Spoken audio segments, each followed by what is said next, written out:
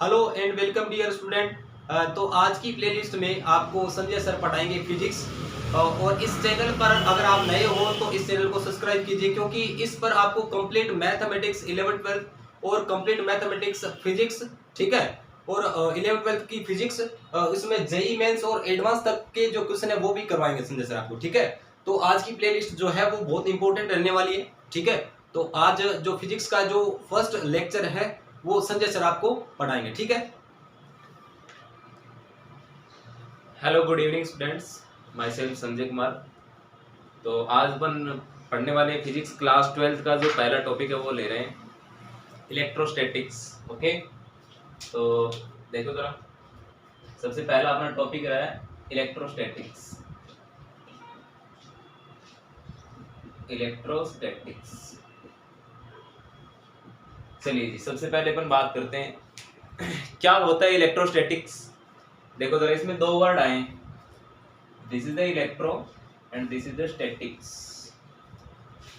मतलब स्टैटिक्स का मतलब यहाँ पर ये रहा कि कोई भी ऐसी चीजें होगी जो स्टैटिक होगी, यानी ऐसे इलेक्ट्रो का नाम है, वहां से अपन किस चीज को लेंगे, इलेक्ट्रो का मतलब चार्ज से रिलेटेड है कुछ। तो ऐसे चार्जेस हैं जो रुके हुए हैं स्टैटिक कंडीशन में, डायनामिक प्रोसेस उनमें नहीं है, तो स्टैटिक कंडीशन में, तो स्टैटिक कंडीशन में ही अपन क्या बात करेंगे, उनमें इलेक्ट्रिक कैसे, किस प्रकार वो अट्रैक्ट होते हैं, किस प्रकार वो रिपेल होते हैं, इस तरह की अपन बातें करने वाले हैं। तो सबसे पहले अपन बताते हैं कि एक्चुअल में जो चार्ज होता है वो क्या होता है। देखो जरा, अपन बात करते हैं कि चार्ज जनरेट कहाँ से होता है, चार्ज कहाँ से आता है। देखो छोटी छोटी बातें हैं, जैसे मैं आपको बता रहा हूँ कि जैसे सर्दी के टाइम में जैसे अपने हाथ ठंडे हो जाते हैं, तो अपन ऐसे हाथों को आपस में जैसे रब करते हैं, तो रब करते टाइम अपने हाथ गर्म हो जाते हैं। दैट मीन्स इनमें क्या आ गया है, एक ऐसी चीज आ गई है जो इनको गर्म कर रही है। इसका मतलब है कि इनके बीच में एक चार्ज आ गया, ठीक है। इसी प्रकार दूसरा अपन और बात कर लेते हैं कि जैसे अपने जो रुके हुए बाल उनके बीच, उनमें अगर अपन स्केल लगा करके अपने स्केल को छोटे छोटे कागज के टुकड़ों के पास लेकर के जाएंगे, तो क्या होगा, उनके कागज के टुकड़ों से जो है वो स्केल के साथ वो चिपक जाएंगे। इसका मतलब उनके बीच में भी एक ऐसा फोर्स लग रहा है जो क्या कर रहा है, जो इनको अट्रैक्ट कर रहा है। तो सबसे बड़ी बात यहाँ पर क्या आ गई, यहाँ पर ये आ गई कि जो चार्ज जो है, चार्ज जो है वो अट्रैक्ट भी कर सकता है और रिपेल भी कर सकता है। और दूसरी तीसरी कंडीशन जो अपने पास ये है कि जो चार्ज है, जैसे मान लो कि कॉटन के कपड़े जैसे अपन रात को जैसे पहन रखे हैं, तो कॉटन के कपड़े पर जैसे अपन ऐसे नाखून से मारेंगे तो उनमें क्या होगा, एक लाइट पैदा होती है। तो लाइट वहां पर जैसी वो लाइट आती है, लाइट आना मतलब वो एक चार्ज है। इस प्रकार अपने वो बात कर रहे हैं चार्ज की। तो छोटी छोटी बातें अपन को समझ में आनी चाहिए। अच्छा, जो चार्ज होता है उनका बेसिक जो फॉर्मूले की अगर अपन बात करें, तो चार्ज का जो फॉर्मूला है वो क्या रहता है, चार्ज जो है वो क्या चीज है, चार्ज इज इक्वल टू में क्यू से अपन इसको डिनोट करते हैं। क्यू इज इक्वल टू में number of the electron, Q is equal to में नंबर ऑफ द इलेक्ट्रॉन। बहुत ही बेसिक चीज है, नया कुछ भी नहीं है, ठीक है। अब इसी प्रकार अपन बात करते हैं कि चार्ज में छोटी छोटी चीजें आ गई है। अब इसके बाद देखा गया कि चार्ज अगर रिपेल करते हैं, अट्रैक्ट करते हैं, कुल मिलाकर के ये जो कहानी है आप क्लास 11th में आप पढ़ चुके हो कि जिस प्रकार जैसे अर्थ की सरफेस पर आपने देखा था कि जैसे अर्थ की सरफेस एक मानी थी अपन ने, वहां पर आपने ग्रेविटेशन की बात की थी, और वहां पर एक ऐसे एक पार्टिकल लिया था जिसका मास m था, और यहाँ पर अर्थ का मास अपन ले लेते हैं कैपिटल M ले लेते हैं। तो अपन ने देखा था कि अगर कोई भी पार्टिकल अबाउ द अर्थ होता है तो वो अर्थ अपनी तरफ उसको अट्रैक्ट करती है। इसका मतलब है कि उन दोनों के बीच में एक ऐसा कोई फोर्स लग रहा है जो किसका काम कर रहा है, अट्रैक्शन का काम कर रहा है। दैट मीन्स क्या कह सकते हैं कि वो जो फोर्स था वो एक अलग टाइप का फोर्स था, बट कुल मिलाकर के अगर अपन बात करें तो ठीक वैसा ही फोर्स यहाँ पर भी है। तो यहाँ पर जो फोर्स लग रहा था वो यहाँ पर अपन देखते हैं कि ये जो ऑब्जेक्ट है वो अर्थ पर आ रहा है और अर्थ इसको अट्रैक्ट कर रही है। इसका मतलब यहाँ पर एक ऐसी चीज थी जो क्या कर रही थी, उन बॉडीज को अपनी तरफ खींच रही थी, जिसको अपन ने वहां पर नाम दिया था अपन ने ग्रेविटी। ठीक ऐसा ही यहाँ पर भी है। यहाँ पर क्या है कि दो जो चार्ज होंगे, यहाँ पर एक चार्ज होगा, यहाँ पर एक चार्ज होगा, वो पॉजिटिव भी हो सकते हैं और नेगेटिव भी हो सकते हैं। ठीक वैसा ही जैसा आर दूरी यहाँ पर भी होगी इनके बीच में, ठीक है। जैसे यहाँ पर आर दूरी थी वैसा ही यहाँ से ले लेते हैं अपन। जैसे इनके बीच में जो फोर्स लग रहा था वो एफ जी था, और उसका जो फाइनल जो आंसर था वो क्या था, F G is directly proportional to the product of the masses and F G is inversely proportional to the 1/r² इन डिस्टेंस का स्क्वायर। कुल मिलाकर के यहाँ से अपने पास जो फॉर्मूला आया था दोनों से, वो अपने पास फॉर्मूला आया था F G directly proportional capital M small m divide by R square. कुल मिलाकर के यहाँ से आपने देखा था कि F G is equal to में क्या आता है, capital G M M divide by R square. Yes sir, बिल्कुल हमने देखा था और ये बात बहुत अच्छे से समझ में भी आ गई थी आपको क्लास 11th में। बहुत ही सिंपल कहानी है, ठीक है। चलिए जी, अब अपन यहाँ से बात करते हैं कि सर आप इसको उससे कोरिलेट कैसे करोगे। तो देखो बच्चों, मैं आपको बता देता हूँ कि इसको कोरिलेट नहीं कर रहा हूँ मैं आपको ये बता रहा हूँ कि जैसा उसमें जो चार्जेस, इसमें जो क्या थे, मासेस थे, ठीक है, ऐसा ही अपन उसमें क्या बात करेंगे, इसमें अपन चार्जेस लेते हैं। कोई भी चार्जेस ले लो, जैसे मैं तो ले रहा हूँ एक प्लस का, मैं तो एक ले रहा हूँ Q1 ले रहा हूँ और एक ले रहा हूँ Q2, ठीक है। चलो जी सर, ये तो बात आपकी समझ में आ गई, बहुत अच्छी बात है। आपने चार्जेस लिए, इनके बीच की डिस्टेंस भी आपने आर रखी, बट इससे आगे की कहानी क्या है। चलो बच्चों, इससे आगे की कहानी पर समझते हैं। जैसा इसमें forces directly proportional to the product of the masses था, तो यहाँ पर भी जो फोर्स है वो क्या है, इसको इलेक्ट्रिक फोर्स बोलते हैं। तो डायरेक्टली प्रोपोर्शनल क्या है, प्रोडक्ट ऑफ द चार्जेस होगा, ठीक है। और इनवर्सली प्रोपोर्शनल टू द क्या रहेगा, inversely proportional to the distance, okay, इनके बीच के डिस्टेंस के, ठीक है। अब यहां से अगर अपन देखें तो एफ ई जो है वो किसके बराबर रहेगा, F E directly proportional Q1 Q2 divide by क्या रहेगा, आर स्क्वायर रहेगा। एफ ई जो रहेगा वो क्या रहेगा, यहां से अपन प्रोपोर्शनल का साइन हटाते हैं। जैसे यहां पर ग्रेविटेशनल कांस्टेंट आता है, तो वैसे यहां पर एक इलेक्ट्रिक कांस्टेंट आएगा, जिसको क्या बोलते हैं अपन, के Q1 Q2 divide by R square. तो ध्यान से देखो बच्चों, आप ध्यान से, अगर आपको समझ में आ रही है कहानी, तो ये जो है एक प्रकार का एक लॉ बन गया है। इसको डिफाइन करने वाले साइंटिस्ट का नाम था कूलम्स। क्या नाम था, कूलम्स। तो according to the Coulomb's law, when two charges separated at r distance, then a force work between them, and this force is directly proportional to the product of the charges and inversely proportional to the square distance between them।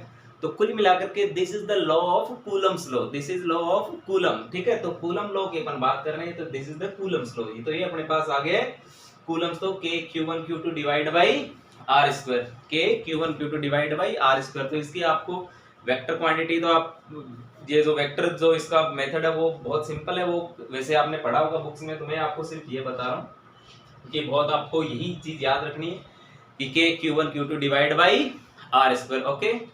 तो ये अपने पास क्या formula आ गया, electric force. किस चीज का formula आ गया, this is called the electric force, ठीक है। और यहाँ पर बात आती है कि सर आपने इससे कैसे देखा, ध्यान से देखो, यहाँ पर जी इसको रिप्लेस किया है के से, यहाँ पर एम है इसको रिप्लेस किया है क्यू से, यहाँ पर एम है इसको भी रिप्लेस कर दिया क्यू से, और यहाँ पर आर है वो आर ही है, ठीक है, ओके। बात समझ में आ रही है। ये जो है वो बहुत बड़ा फोर्स है, मतलब ये काफी बड़ा फोर्स है, बट ये थोड़ा छोटा होता है, बस इतना सा फर्क है, बट सेम चीज है। जो ये फोर्सेज हैं, सेम ही फोर्सेज है। कुल मिलाकर के ये ग्रेविटेशन को रिप्रेजेंट कर रहा है और ये किसको रिप्रेजेंट कर रहा है, इलेक्ट्रिक को रिप्रेजेंट कर रहा है। इनके बीच का जो रिलेशन है वो अपन बाद में देखेंगे, पर ये जो सिंपल बात है वो अपन को समझ में आ गई है, ठीक है। बेसिक चीजें हैं सब कुछ। चलिए जी सर, बहुत अच्छी बात है, मजा आया इसमें। तो नेक्स्ट अपन देखते हैं क्या चीज है इसमें। देखो अपन ने फॉर्मूला निकाल लिया, फॉर्मूले निकालने से ही नहीं, अपन को काफी चीजें आनी भी चाहिए, ठीक है। तो जी सर, बहुत अच्छी बात है, आपने फॉर्मूला निकाला है, F इक्वल टू में आपने निकाला के Q1 Q2 divide by R square. मान लो मैंने आपसे पूछा, बताओ डायमेंशन ऑफ के, क्या चीज, डायमेंशन ऑफ के। ध्यान से देखो, सबसे पहले अपन बात करते हैं किसके लिए, जैसे देखो मान लो आप Q1 बराबर ले लो Q2 के, Q1 बराबर Q2 इज इक्वल टू में Q। तो सबसे पहले अपन देखें तो आपके पास जो फॉर्मूला बन रहा है वो क्या बन रहा है, F इज इक्वल टू में क्या आया, के क्यू स्क्वायर डिवाइड बाई क्या आ गया, आर स्क्वायर। तो सबसे पहले अपन क्या काम करेंगे, सबसे पहले देखते हैं SI यूनिट ऑफ के। सबसे पहले SI यूनिट निकालते हैं, आओ जी। तो capital F is equal to में K Q square divide by R square. जी सर, बिल्कुल अच्छी बात है, बच्चों लोगों को समझ में आ रहा है। अब यहाँ पर देखो, अगर अपन के को एक साइड रखते हैं, तो के को मैंने एक साइड रखा, क्या है आपके पास, F dot r square divide by q square, ठीक है। तो एफ को आप जानते हो, एफ को न्यूटन ने डिफाइन किया था, newton into metre square divide by Q को डिफाइन करने वाला कूलम्स था, तो सी स्क्वायर। तो newton into metre square divide by coulomb square, ठीक है। चलिए जी, बहुत अच्छी बात है। अब आगे इसमें और चीज जो आती है इसमें, और क्या पूछा जा सकता है आपसे, ये पूछा जा सकता है, ध्यान से देखो, किसकी बात करें अपन,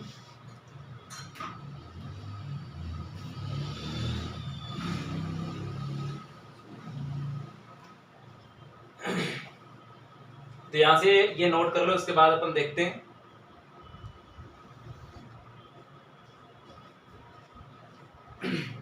तो आगे देखो अपन किसकी बात कर रहे हैं इसमें, यहां से देखते हैं, this is the SI unit of के। ओके, एसआई यूनिट ऑफ के आ गई, तब अपन को देखना है कि एसआई यूनिट के बाद अपन को निकालने है इसकी डायमेंशन। क्या निकालना है, डायमेंशन निकालनी। तो इसकी डायमेंशन देखते हैं क्या रहती है। तो यहाँ पर अपन देख लेंगे डायमेंशन ऑफ के, क्या चीज, डायमेंशन ऑफ के, डायमेंशन ऑफ के। चलिए जी, K इज इक्वल टू में अपन जानते हैं कि फोर्स की जो डायमेंशन होती है वो होती है m1 L1 T-2 into metre square मतलब L2 square divide by coulomb. Coulomb को अपन यहां से डिफाइन करेंगे। देखो Q इज इक्वल टू में क्या होता है, Q इज इक्वल टू में आपके पास होता है I इंटू टी, ये क्लास 10 का फॉर्मूला है, मतलब चार्ज इंटू टाइम। तो Q की डायमेंशन क्या रहेगी, चार्ज को इसको करंट इंटू टाइम, करंट को डिफाइन करने वाला एम्पियर था और टाइम होता है, तो Q इज इक्वल में क्या आ जाएगी A1 T1 और उसका स्क्वायर है तो क्या आ जाएगा A स्क्वायर T स्क्वायर। ठीक है, अब इसको सोल्व कर लो, क्या आएगा M1 L3 T-4 और A-2। ठीक है, सब बच्चे लोग इसको एक बार स्क्रीनशॉट ले लें अच्छे से। यही अपने पास क्या चीज है, डायमेंशन है। This is the SI unit of constant k, this is the SI unit of constant k. ठीक है, इसका स्क्रीनशॉट ले लें में। और ये अपने पास जो फॉर्मूला मैंने बताया है, relation between current and charge, तो यानी चार्ज इज इक्वल टू में करंट इनटू टाइम। बहुत ही सिंपल कहानी है, बहुत डिफिकल्ट नहीं है, तो इसका एक बार स्क्रीनशॉट ले लें अच्छे से। ठीक है, क्योंकि जो जो चीजें करवा रहा हूँ वो सब काम की है आपके।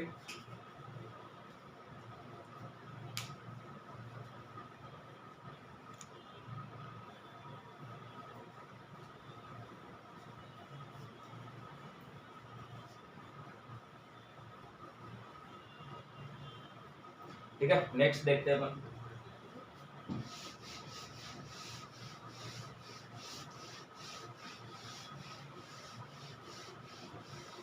अब देखो यहाँ पर अपन मैग्नीट्यूड की बात कर लेते कि के की जो एग्जैक्ट जो वैल्यू होती है वो क्या होती है। तो वैल्यू ऑफ कांस्टेंट के,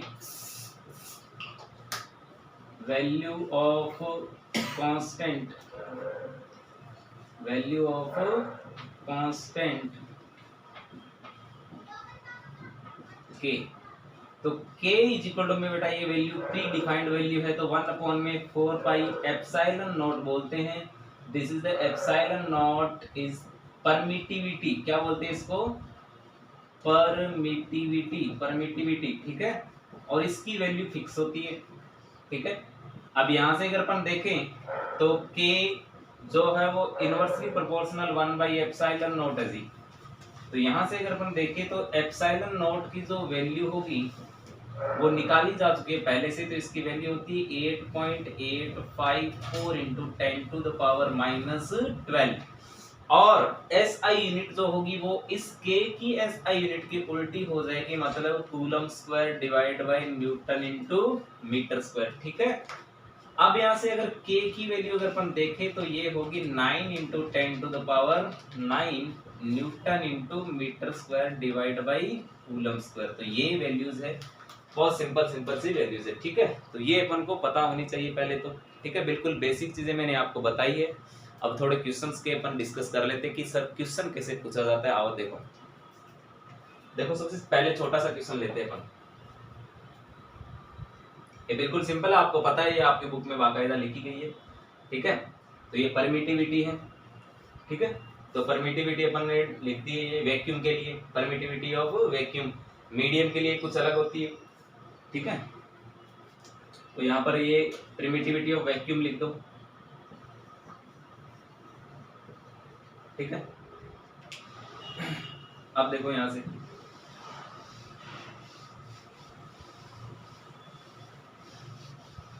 अब इसमें छोटा सा एक रिलेशन और होता है रिलेटिव परमिटिविटी जिसको बोलते हैं अपन, क्या बोलते हैं, relative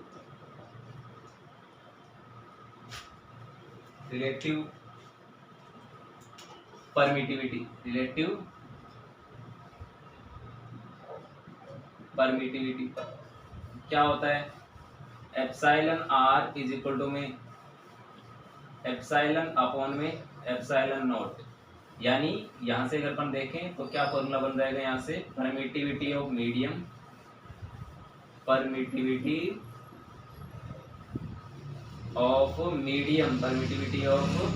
medium divide by permittivity of vacuum.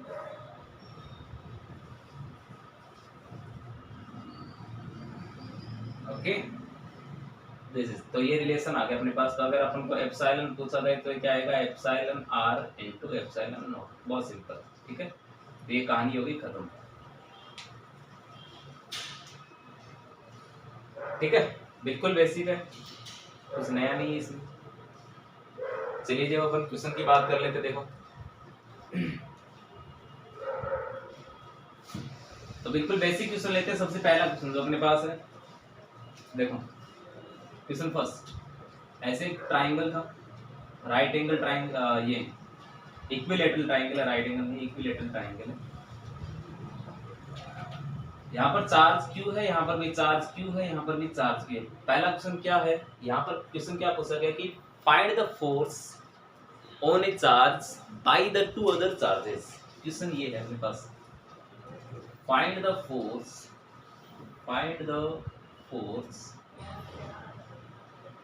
on a charge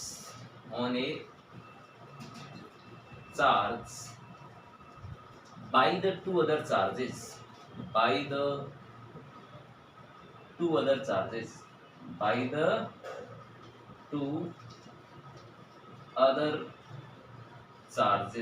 okay. Simple question है जी सर, बिल्कुल सिंपल है। अब अपन इसका सॉल्यूशन देख लेते हैं फटाफट, जरा देखो, छोटे छोटे क्वेश्चन करेंगे अपन, पहले समझ में आना चाहिए। सॉल्यूशन की बात कर लेता हूँ मैं थोड़ी सी, देखो कैसे करेंगे, ध्यान से देखो। इसने बोला कि किसी भी एक चार्ज पर लगने वाला फोर्स बताइए दो अन्य चार्जों के द्वारा, किसी भी एक चार्ज पर लगने वाला force by the two other charges, ठीक है। Find the force on a charge by the two other charges. तो ध्यान से देखो, या तो इस पर निकालो, या इस पर निकालो, इस पर निकालो, किसी पर निकालो, तुम्हें कोई आपत्ति नहीं होनी चाहिए, ठीक है। कुल मिलाकर के कहानी ये है। तो ध्यान से देखो, मैं यहाँ पर सॉल्यूशन कर रहा हूँ, कैसे, देखो जरा, यहाँ पर मैं इसका एक छोटा सा डायग्राम ड्रॉ कर लेता हूँ, ध्यान से देखो जरा। मैंने रखा इधर Q और इधर Q। चलिए जी सर, बहुत अच्छी बात है। मैंने बोला कि इसके बीच में लगने वाला जो फोर्स है वो F1 है, जो इधर की ओर है। इन दोनों के बीच में सेम चार्ज है तो इधर लगेगा फोर्स, तो यानी कि इधर लगने वाला फोर्स है F1, इधर लगने वाला फोर्स है F2। ओके, इक्विलैटरल ट्राइंगल है तो यानी कि सारे एंगल क्या है, 60 डिग्री का। तो ये एंगल अगर 60 डिग्री का है तो ये एंगल भी कितना रहेगा, 60 डिग्री का। जी सर, बहुत अच्छी बात है। इसका मतलब ये फोर्स F2 है और ये फोर्स F1 है। अब इनका रिजल्टेंट की अगर अपन बात करें, F रिजल्टेंट फोर्स की अगर अपन बात करें, तो आप वेक्टर में जरूर पढ़ करके आए हो कि जब कोई भी वेक्टर क्वांटिटीज आपस में जुड़ती है तो इसका जो फॉर्मूला होता है वो क्या होता है अपने पास, F1 square plus F2 square plus 2F1 F2 cos 60 degree. Okay, तो यहाँ पर ये फॉर्मूला है, ध्यान से देखो, F1 square plus F2 square plus 2F1 F2 और इन दोनों के बीच का एंगल, ठीक है। तो अब देखो यहाँ से अपन देख लेते हैं जो भी वैल्यू है। अब देखो, क्योंकि ये भी चार्ज Q है, ये भी चार्ज Q है, यहाँ पर भी चार्ज Q है, इसका मतलब कि यहाँ पर F1 है वो बराबर रहने वाला है किसके, F2 के, और मैं इसको क्या मान लेता हूँ, F मान लेता हूँ। ओके, तो चलिए जी अब अपन एक इसमें वापस वैल्यू पुट कर लेते हैं। F रिजल्टेंट क्या रहेगा, F square plus 2F1 F2, ये भी F है तो यानी कि 2F स्क्वायर, और cos 60 डिग्री यानी 1/2। यहाँ से अगर अपन इसको कैंसिल आउट करेंगे और इसके ऊपर रूट डाल देते हैं, यहाँ पर ये रूट लगा हुआ है ऑलरेडी, तो ध्यान से देखो क्या बचा, F square plus F square. Okay, और इनका रूट, ध्यान से देखो, तो ये तीनों जुड़ करके कितने हो गए, √3F स्क्वायर। और जब इसको अपन करेंगे सॉल्व तो कितना आ जाएगा, √3f। अब आप f की वैल्यू निकाल लो। वैसे भी f की वैल्यू क्या होगी, ध्यान से देखो। f इज इक्वल टू में क्या होगा, क्योंकि ये तो क्या है, a है, ये भी a है, या ये a है, या r मान लो, जो भी आपको मानना है, r मान लो जी, ठीक है, r मान लो, ये लो, a मान लो, r मान लो। f क्या होगा, आप जानते हो कि पहली फॉर्मूला बताया k² बाई r स्क्वायर। तो f रिजल्टेंट कितना आएगा बोलो, f रिजल्टेंट क्या आ जाएगा, √3 k² बाई r स्क्वायर। बिल्कुल सिंपल, ठीक है। फटाफट इसका स्क्रीनशॉट ले लो। अगर कोई डाउट हो उसमें कमेंट में डाल देना कि सर यहाँ पर कैसे करवाया था, यहाँ पर कैसे करवाया था। आप बिल्कुल बाकायदा आप कमेंट में लिख सकते हो। अगर समझ में आ जाए तो डन लिख देना ना, तो दिक्कत नहीं होनी चाहिए। ये जो फॉर्मूला है बहुत सिंपल है, और आपको ये बेसिक फॉर्मूला आप वेक्टर में आपने सीखा होगा कि जब दो वेक्टर जुड़ते हैं, कोई भी दो वेक्टर क्वांटिटी जुड़ती है, तो उनका रिजल्टेंट कुछ इस प्रकार निकाला जाता है भाई, a² plus b² plus 2ab cos theta. तो वही अपन ने लगाया है, क्योंकि यहाँ पर जो वेक्टर क्वांटिटी है a b की जगह अपन ने f1 f2 लिखा है, और बाकी फॉर्मूला वही है, ठीक है। तो ये फटाफट इसका स्क्रीनशॉट ले लो।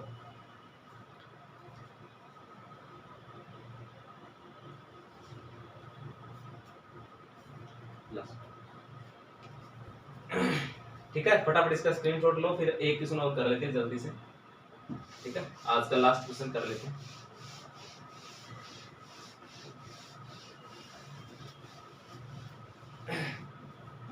चलिए जी, इसी कड़ी में एक क्वेश्चन और जोड़ लेते हैं अपन। देखो जरा, क्वेश्चन नंबर 2 आज का अपन डिस्कस करने जा रहे हैं। जैसे मान लो मैंने दिया कोई एक स्क्वायर है इससे,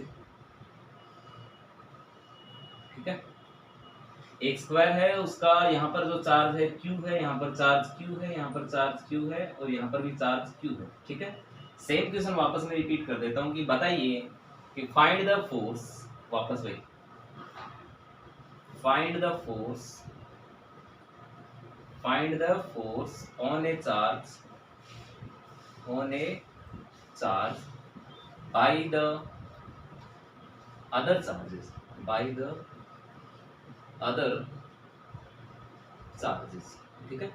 कुल मिलाकर के अगर अपन बात करें, इसकी साइड है वो है a, साइड है इसकी a, स्क्वायर है तो सबकी साइड बराबर है, ठीक है। और यहाँ पर भी साइड क्या है a, ओके। मैंने पूछा कि किसी एक पर लगने वाला फोर्स बता दीजिए, तो तुमने कहा कि ठीक है सर बता देंगे, इसमें अलग तो कुछ भी नहीं है, जो आपने सिखाया वही कर लेते। तो आओ देखो सॉल्यूशन की अपन बात कर लेते, सॉल्यूशन क्या होगा इसका। फटाफट देखो जरा, इसमें क्या करेंगे अपन, वापस एक बार इसका डायग्राम ड्रॉ कर लेते हैं, आओ देखो, और वापस चार्ज लिख लेते हैं क्यू क्यू। आपने कहा ठीक है, मैंने बोला इनके बीच में लगने वाला फोर्स है F1, तो आपने कहा ठीक है सर। मैंने कहा इनके बीच में लगने वाला फोर्स है F2, आपने कहा ठीक है सर, ठीक है। मैंने बोला इन दोनों के बीच में एंगल भी है 90 डिग्री, तो आपने बोला कि सब पहले निकालो आप। मैं बोल रहा हूँ कि पहले इन दोनों का एफ नेट निकालो। क्या निकालो, एफ नेट। तो क्या आएगा, F1 square plus F2 square plus 2F1 F2 cos 90 degree. क्या आएगा, cos 90 डिग्री, ओके। इसका रूट, और फिर आपने वही चीजें ले ली, चार्ज बराबर है, साइड बराबर है, इसका मतलब मैं यहाँ पर लिख देता हूँ F1 बराबर है F2 के बराबर है F के। तो कुल मिलाकर के वापस इसमें जब अपन ऐड करेंगे तो क्या आएगा अपने पास, F नेट क्या आने वाला है, ध्यान से देखो, F नेट आएगा F स्क्वायर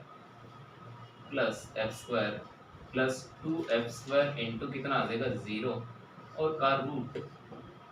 अब देखो F नेट कितना आएगा आपके पास, F net F square plus F square 2F square, यानी कि रूट 2F कितना आया, रूट 2F। F नेट आया बट F रिजल्टेंट नहीं, क्यों ये क्यों नहीं है, ये अपने पास एक चार्ज और पड़ा है, इसके द्वारा तो अपन ने निकाला ही नहीं। तो यहाँ पर देखो ये भी फोर्स अपन को चाहिए। तो पहली बात है जो अपने पास इन दोनों का जो नेट आया वो भी इसी लाइन पर है, इस लाइन पर F नेट भी है, प्लस इस लाइन पर ये जो फोर्स है F1 F2, तो तीसरा फोर्स F3 भी है, वो भी कहीं इसी लाइन पर है, F3, ठीक है। F3 भी इसी लाइन पर, तो सबसे पहले अपन को F3 निकालना पड़ेगा। इसका मतलब ये डिस्टेंस चाहिए मेरे को। अगर ये A है, ये A है, तो ये आप निकालोगे तो ये आपके पास कितनी आ जाएगी, √2a। चलिए जी, बहुत अच्छी बात है।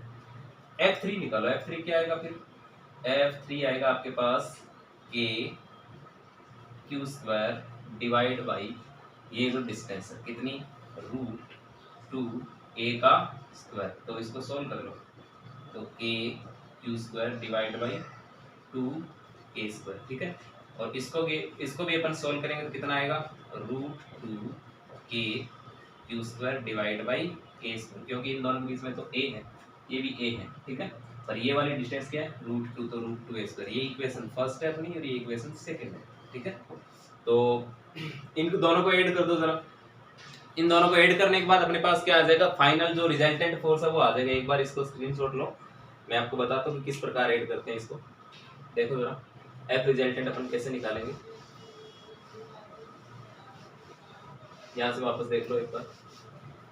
एफ रिजल्टेंट देखो जरा, एफ रिजल्टेंट की अगर मैं बात करूँ तो एफ रिजल्टेंट किसके बराबर आ जाएगा, एफ रिजल्टेंट एक ही लाइन पर है, एफ नेट भी है और एक ही लाइन पर है, तो F3 प्लस एफ नेट, क्योंकि ये ऑलरेडी अपन निकाल चुके हैं। तो F3 कितना है अपने पास, F3 ये रहा, तो क्या रहा, k q square divide by a square 2a square plus √2 k q square divide by a square. अब कॉमन ले लो, क्या ले लो common, k q square divide by a square, LCM अंदर ले लो 1/2 प्लस कितना, √2 डिवाइड बाई 1। इसको जब अपन सॉल्व करेंगे तो कितना आएगा अपने पास, k q square divide by a square, LCM लेने के बाद यहाँ पर आएगा 2 और इधर कितना बचेगा बोलो, इधर कितना बचेगा 1 प्लस 2√2, और इसको सॉल्व करेंगे तो पूरा अपने पास आंसर आ गया k q square divide by 2a square और 1 प्लस 2√2, और ये अपना फाइनल आंसर आ गया एफ रिजल्टेंट का। क्या आ गया, एफ रिजल्टेंट। तो नेट जो है ना अपने पास टोटल जो लगने वाला जो फोर्स है वो क्या आ गया अपने पास, ये आ गया, ठीक है। यहाँ तक कोई डाउट हो तो बताना, आप कमेंट में डाल देना। जहां तक मैंने पढ़ाया है उसमें कोई डाउट हो तो बोल देना ना, तो अपन कल फिर इसको वापस कंटिन्यू करेंगे यहीं से। ओके चलो, आज वाला जितना पढ़ाया है उसमें कोई डाउट हो तो कमेंट में डाल देना, डाउट नहीं है तो डन लिख देना, ठीक है। और अगर एक्स्ट्रा इसके अलावा भी क्वेश्चन अगर चाहिए तो मैं 4-5 क्वेश्चन और करवा दूंगा, ओके, इसी टॉपिक पर। उसके बाद अपन बात करेंगे इलेक्ट्रिक फील्ड से रिलेटेड। ओके चलो, ओके, थैंक यू।